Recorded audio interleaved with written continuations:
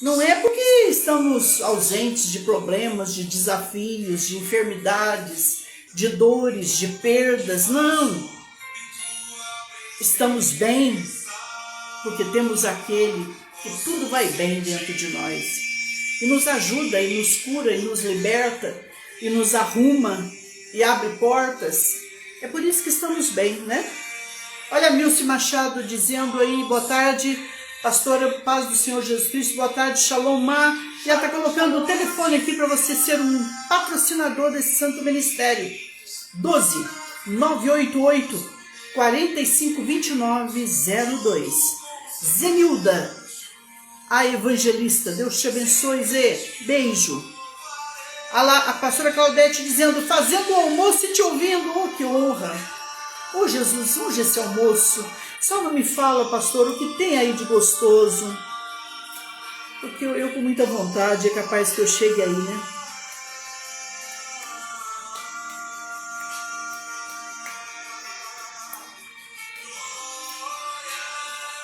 Você já deu glória a Deus hoje? Glória a Jesus? Vamos entrar na palavra, né, Mar? O tema hoje é por que os filhos estão demorando tanto em sair de casa. Vamos falar sobre isso, Mar? Por que os nossos filhos, seus filhos, estão demorando tanto em sair de casa? Bom, aí a gente precisa, a Bíblia diz que os nossos filhos são herança do Senhor. E o primeiro código que eu dou, se eles são heranças do Senhor, eles são acima de tudo. Antes de serem de um pai, de uma mãe, eles são do Senhor. E o pai e a mãe é aquele casal que os faz diante de Deus, os gera, os dá a luz a eles e os prepara para a vida. E os prepara para a vida, não é? Então, os educa, porque o ensino vem da escola, mas a educação vem de berço. É preciso serem educados por pai e mãe. Um outro código que eu daria hoje é que pai e mãe precisam ser o quê? Exemplo. Exemplo para os vossos filhos. Certo? Exemplo para os vossos filhos. Eu sempre soube que Deus é bom, sempre foi muito bom, porque eu tive um pai muito bom, mas nem todos tiveram. Então, por isso que a gente não pode generalizar. Nem todos tiveram um pai bom. Mas eu costumo dizer que só deles terem colocado a gente, serem usados por Deus para nos colocar no mundo, já tá bom. Não é? Vamos ver o lado bom das coisas. Porque, gente, se eu e você começarmos a enxergar só o lado difícil, você não vai chegar a lugar nenhum. Você não vai vencer nenhuma situação, não é? Outro ponto, o pai e a mãe precisam acompanhar a criança de perto, desde que ela nasce, o comportamento dela, a forma dela amamentar, a forma dela aprender a comer, como ela come, como ela fala, como ela age, como ela... Uma criança judaica, só para vocês entenderem, quando ela está no ventre da mãe, no ventre da madre, eles estão lendo a palavra para ela, ensinando a palavra, orando a palavra, louvando, adorando, conversando com a criança. Forte, né? Então a criança judaica, ela vai para a escola, depois da escola, os pais a pegam na escola e não levam direto para casa. Eles passam num parquinho daqueles ali, come alguma coisinha com a criança, ou leva de casa alguma coisinha, come com ela, deixa a criança se divertir um pouco ali, se espairecer, depois eles voltam para casa, é banho, é jantar, é oração e é cama. E eles vão acompanhando a vida da criança. Se eles perceberem que aquela criança, aquele junior, aquele adolescente, não os obedece, ele é entregue a autoridades que vão trabalhar, mestres que vão trabalhar na vida daquela criança. Porque não se aceita em Israel um filho não honrar pai e mãe, não obedecer pai e mãe, se levantar contra pai e mãe, não cuidar de pai e mãe. Então, a primeira pergunta que o nosso tema hoje é: por que os filhos estão demorando tanto em sair de dentro de casa? É preciso ver, cada caso é um caso. Então, há caso que os filhos cuidam dos pais, né? Há casos que os filhos têm algum problema. Mas há casos que eu acho que é isso que vocês estão me perguntando, de filhos que estão acomodados, não é isso? Porque o filho ele pode se acomodar na casa dos pais. Então, por exemplo, eu fui ensinada, nós fomos ensinados desde pequenininho, cada um com a sua tarefa. Então, numa casa que se teve 7 filhos, então um lava esse banheiro, outro lava o outro lava a área, outro rega a planta, outro faz isso, outro faz aquilo, outro cuida dos mais novos, o outro vai aprender a cozinhar. É mais ou menos isso. Eu, como nunca gostei de serviço de casa, aos 9 anos eu já trabalhava fora, vocês não acreditam. 9 anos de idade, para 10 anos, papai já arrumou uma casa, ainda disse para a mulher e o homem lá. Ela sabe lavar, passar, cozinhar e cuidar de um bebê recém-nascido. Verdade ou mentira? A senhora sabia? Não. Eu aprendi a saber. Né, minha mãe Nair, Rúbia, Bia, pastor Júlio, Cá, Souza, beijos para vocês todos. Eu aprendi a fazer. Forte, né? Mas aí, quando eu aprendi, eu falei, isso aqui não é para mim. Então, eu já fui trabalhar fora. Fui trabalhar como balconista, como caixa de farmácia. Fechava 2 caixas por dia. Então, eu fui à luta, só para vocês entenderem. Então, eu trabalhei fora dos 10 anos a 56 anos, no mínimo. Só para vocês entenderem. E ainda trabalho fora. Resultado. Aqueles que trabalham fora, papai sempre nos ensinou a metade do salário na mão dele e a metade do salário nas nossas mãos. Papai faleceu, somos arrimo de família. Foi aquilo que eu falei esses dias atrás. Minha filha me ajuda hoje com água, luz, gás, mais alguma coisa, mais alguma coisinha. A minha ajuda vai para a casa de minha mãe. E outras casas que eu cuido. E eu trabalho com patrocínio para ajudar igrejas também. Então, quer dizer, a minha vida é uma vida de movimento. O meu trabalho é um trabalho que se movimenta. O dinheiro que entra na minha mão, ele se movimenta. Vocês estão me entendendo? Então, resultado.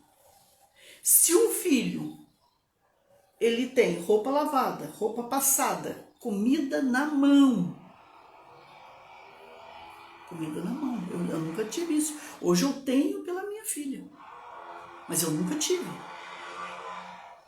Então, se um filho tem roupa lavada, roupa passada, comida, carne, frutas, verduras, um quarto ainda. Nossa Deus, esse quarto foi arrumado, foi mobiliado. Por que ele vai lutar? Lutar por quê? Para quê? Agora, existem filhos que estão dentro de casa, mas que trabalham, que estudam. Isso é muito bonito. Mas se trabalham e estudam, fica aí uma pergunta, vocês reflitam. Ajudou em casa? Ajuda? Não, nunca ajudou. Mas o erro é de quem? Dele? Dela? Não, dos pais. Porque existem pais que eles são assim. Eu sou provedor, né? Não acho isso um orgulho, não acho nada de bonito nisso. Eu que tenho que pagar isso tudo, pastora. Não. Quando você pega o dinheiro do filho, você pode até guardar para mais tarde ajudá-lo em alguma coisa, mas você está ensinando ele. Você está preparando-o para a vida. Isso é forte. Então, o papai, quando ele pegou a nossa casa, o que ele fez? Ele construiu algumas casas. Ele alugou essas casas.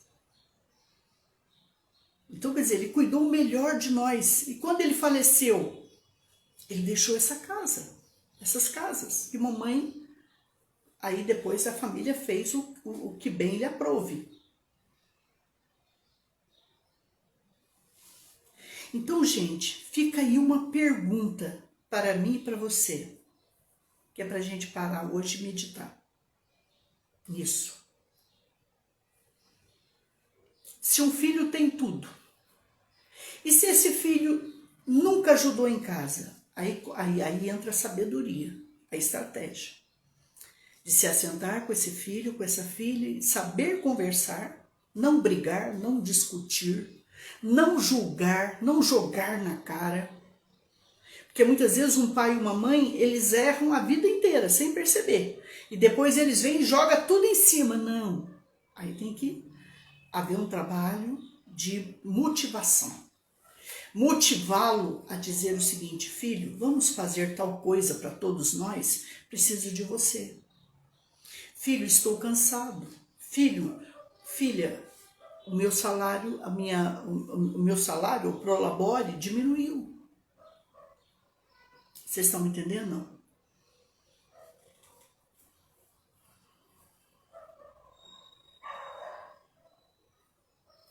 Então, é preciso haver aí um trabalho de comunicação, Mariane, minha mãe Nair. Um trabalho de conquista. Um trabalho com calma.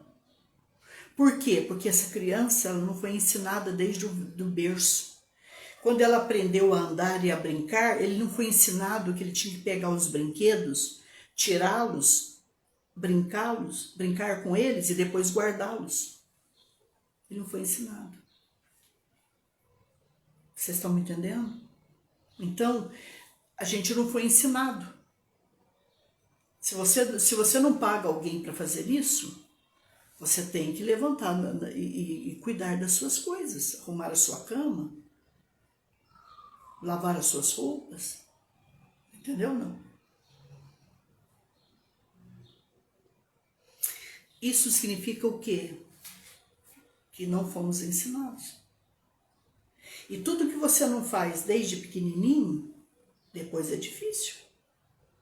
Então aí precisa começar uma campanha de oração, precisa ter a sabedoria de Deus e sentar e conversar. Eu vi jovens na minha vida que quando foram trabalhar fora, ganhavam muitíssimo bem, e ganham muitíssimo bem. O dinheiro deles para quê, pastora? O dinheiro deles para comer pizza com a namorada e com os amigos. E os pais morrendo de vontade de comer uma pizza que fosse de mussarela. Não estou falando de marguerita, de pepperoni, de portuguesa, de calabresa, não estou falando uma simples pizza de mussarela. Eles comiam até passar mal. Ele nunca lembrou de levar um pedaço de pizza para aquele pai e para aquela mãe. Sabe por quê? Porque os pais disseram: a gente deixou de se vestir por eles, deixou de estudar por eles, deixou de se cuidar por eles, deu tudo por eles e esquecemos de nós, pastor. Vocês estão me entendendo? Ah, pastor, numa casa, primeiro são os filhos. Não. Primeiro é o pai e a mãe. O melhor pedaço do frango na minha casa sempre foi para o meu pai, o segundo da minha mãe, o terceiro melhor pedaço para quem trabalhava fora. Sim, Vocês estão me entendendo? Não? Agora, hoje não. Hoje a pessoa não trabalha, não quer saber de trabalhar, não quer saber de estudar, não ajuda em casa e avança no prato. E o lema lá da casa quem chega primeiro, água limpa, quem chega depois é água suja. Isso está errado. Já começou errado, cresceu errado, está errado. Uma outra coisa que os filhos precisam saber, que cuidar de um pai e de uma mãe é a melhor oferta de corbã que existe. Um filho que cuida de pai e de mãe, ele enriquece. E se eu não tenho pai e mãe, pastora, de um irmão, de uma irmã mais velha, ou de alguém que lhe ensina, que lhe prega o evangelho, que cuida de você, você tem que ter isso. Entende, Rose?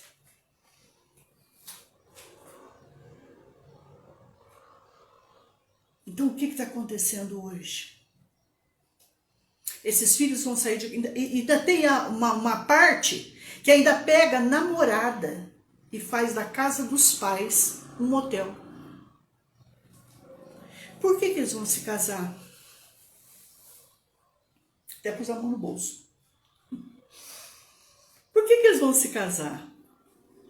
Tem café da manhã do melhor, tem almoço, tem jantar, tem merendinha da tarde, tem lanchinho final de semana, viajam.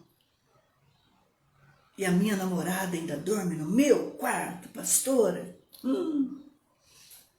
Tá tudo errado, né, bonita? Tá tudo errado. Então, gente, hoje a gente precisa analisar as coisas. Vamos parar. Vamos pensar. Amanhã eu vou falar um pouco mais sobre isso. Eu gostaria que vocês fizessem perguntas, que vocês comentassem. Um filho que não quer saber de estudar, não quer saber de trabalhar, repete-se ano após ano, tá tudo bem, né? Tá tudo certo, tá tudo legal, tá tudo bacana, eu não faço nada. Como uma certa vez alguém me falou isso, me jogou isso na cara, eu falei para minha mãe, pastor, eu não pedi para nascer, eu não pedi para ser feita, eu não pedi para nascer, ela e meu pai que me sustentem. E outros aí também que fazem filhos, crianças fazendo crianças e levando para os pais sustentarem. Tá certo ou tá errado? Vamos parar e pensar hoje. Será que já não passou da hora da gente buscar esse Deus? Orar a esse Deus? Começar uma campanha de oração pelos nossos filhos? Sermos exemplos para os nossos filhos? E se somos, nos assentarmos com a sabedoria de Deus e conversarmos com esses filhos?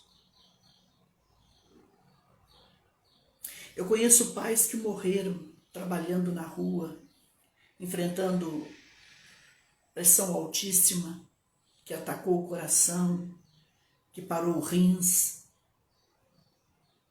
e filhos dentro de casa comendo e bebendo. Eu já vi de tudo um pouquinho nessa vida. Eu não gostaria de ver mais nada. E nem de ouvir mais nada, mas eu preciso. É o meu trabalho. Então eu queria que hoje eu e você parássemos e pensássemos nisso.